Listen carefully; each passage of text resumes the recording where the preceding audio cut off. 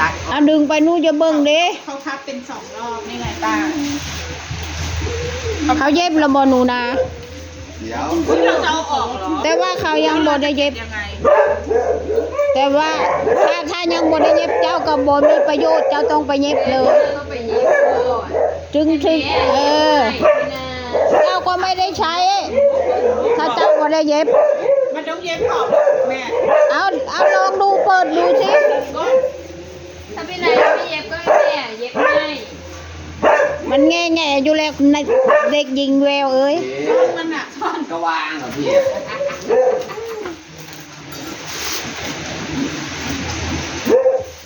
บักละนั่นโอ้ย ลูกชายหนูพ่อหนูไม่เอาลูกออกมาแม่แย่ตูดนะแย่ตูด โอ้ยเขายังบ่ได้เย็บป้าเอ้ยคือจังไดบ่ช้อนคือเขายังบ่ได้เย็บหรือเขาเย็บหรือบ่วะ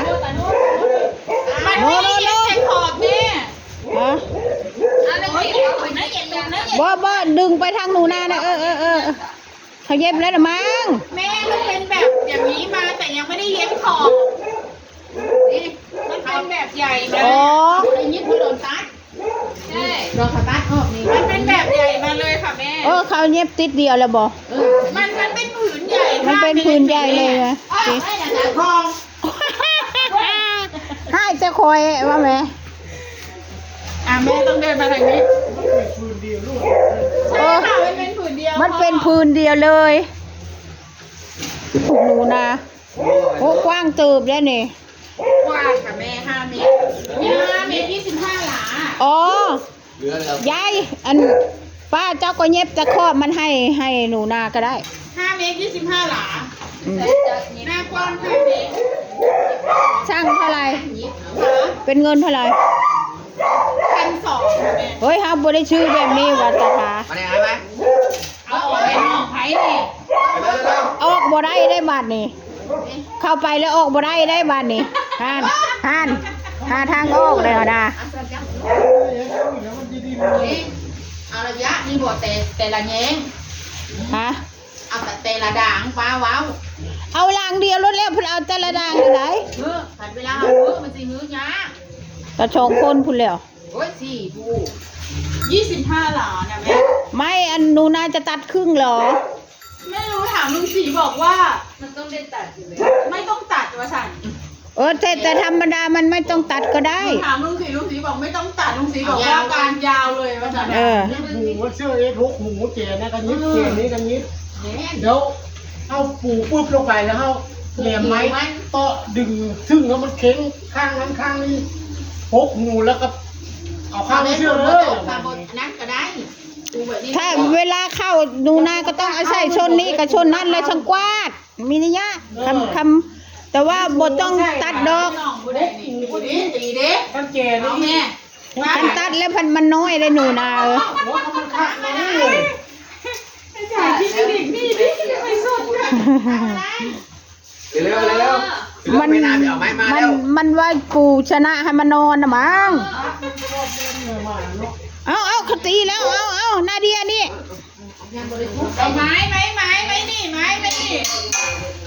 ยังบริสุทธิ์ เอาออกไปปูข้างนอกเบิ่งดูจ้ะ สิบพูดละ โอ้ยมันก็บ่ถึง แม่ มันไกล มันถึงนู่นลานจอดรถนู่นมัน25 หลา โอ้โหคักขนาด ยังบริบทได้นี่มัน25 หลา เฮ้ย1,200นะตาทามบ่ได้บ่ทันแน่นะ ลูกคอย รู้ว่าจะตัดเปล่ามันใหญ่เกินไปว่าป้าเนาะมันยาวเกินไปว่าวะ ปีใดกับพ่อ อัน เนาะ นี้นะอันนี้นะมันใหญ่แล้วพ่นอย่างนี้นะมันยาว มันยาวมันบ่แม่นสี่แจ๋ เดินไปทางนู้นพ่น มันยาวแค่มันเก็บก็ได้เลย ยาวแห้งเก็บบ่ได้แม่นความแล้วต้องตัด โอ้อย่าลืมเนี่ยเอาลงไปทางปลาถือ อย่าลื่นเนาะ อนุอ๋อเนี่ย นาเดีย นี่นาเดียวลูกออกไปบึ้งแล้วแต่โนออกไป เร็วเลยบ้าน โอ้ย นี้ คาดปลาเลย โอ้ยนางแววประแทงเอาไปให้มันม้วนโลดผู้เดียวมาเด้อตัดโลดป้าคอยเบิ่งว่ามันยาวได้อันนี้ ค่ะ มันแก้ยากเพิ่ง เออ ฮะมันยาวอีหลีเบิ่งในเพิ่งต้องเฮ็ดสองอัน ดูค่ะลูกชาย ดีใจแห้ ตั้ ง งแต่ปูละมวยปูละ อืม ให้นานึง โอ้ย ตั้งแต่ท้ายซอยจะสุดซอย เอาดมเกมแล้วพูพูพูมันนะ เรื่องยาวอีกแล้วแล้ว อาจากบ้านอันนี้แบบนี้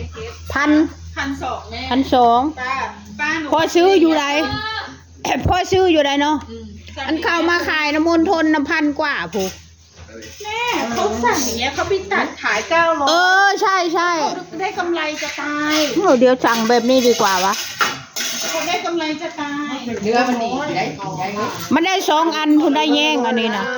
ไม่กล้าเพิ่งมันจะเก็บยาก มันเก็บยากตัดครึ่งหนึ่ง พี่นาต้องตัดครึ่งแล้ว ตัดครึ่งพอดีหนูนะ แล้วก็ไปเย็บที่บ้านแม่ อืม ทำไมอย่างนี้ แม่เธอไม่อยู่ ก็ไปเย็บตอนเย็นไง เอาไปเย็บตอนเย็นเพราะว่าฉี่ข้าวยังไม่ได้ตากดอก วันนี้น่ะ คันที่เดี๋ยวคันที่เดี๋ยว พี่นาไม่ต้อง นาเดียไม่ต้องมาตรวจภายในเลย ออกไปเลยเอาไป ชอบตรวจภายในเดี๋ยว เพื่อนเหรอพี่นาเอาออกไง ยัง อันนั้นจริง 25 หลาเธอก็ลองนับ25 หลา เบิ่ง 4 5 6 7 8 9 10 11 พี่นากลับบ้านไป พูดล่ะ พี่นา โอ้ กลับบ้านไปก็ต้องได้ พอก า เป็ ง น อ สี อก ดานะคุณแล้ว แม่ เขาเกี่ยวจะเข้าไปแต่แล้ว กางออกแล้วมันก็ต้องได้ตัดอยู่ดีอ่ะอีนี่ ไปแม่นาเดียไปไหมไปไหมไปไหม ต้องแปลหมดอันนี้มึงง่ายพี่นาก็เก็บกางออกที่ถนนใหญ่อะถนนอยู่ในบ้าน เบิ่งสิเริ่มไหมอยู่วะ เย็บอะ ตาดูปุ๊บชิมครับยังเดิม ซอยง่าย มักคักคัดบัดนี้มา เร็วเลยแล้ว เอ๊ะ ฮะ พี่นก กลับแล้วป้า ไปไปเทียมนี้เดี๋ยวป้าก่อน ตัวไปเนี่ย หิบเอิญไปจอนเอิญไปเบิดน่ะหิบไป ตัวไปแล้ว เทียมสีใส่ไอ้ หมาหนูนารู้สึกว่าอ้วนทุกตัวเนาะอ้วนใหญ่บ่ ตรงไหน อ้วนหมด หรือว่า ตร นาง น ไหนหนูว่าตรงไหนคะ นานมาก็เลยแปลกตาวะ ถ้าต้องได้ตัดไม่ได้บิด ตัดอยู่แล้วมันยาวเกินหนูนาพับผู้เดียวบ่ได้ดอก หรือว่าที่ตัดไว้เลยแล้วก็จะเอาไปเย็บเลยแบบนี้ ตัด ลุงสีบอกไม่ต้องตัดก็ให้ลุงสีทับไง ไม่ได้ ลุงชีก็ต้องลำบากป้าคือเก่า เนี่ย ให้ พี่นาคิดดีแล้วเหรอคะว่าแค่ลุงสี เออ หนูว่า นาเดียหลบลูกโอ้ยขอนซะเนาะ พี่นา เขา คะ ว่าขอนนี่ หนูว่าอาจจะยังนะ ทำงานอยู่ลูกแม่ตีนะ ตัดโลดป้ามันยาวเกิน เร็วเร็ว อันนั้นปั้น โอ ข้าว เคค่ะขอจบคลิปแค่นี้ค่ะ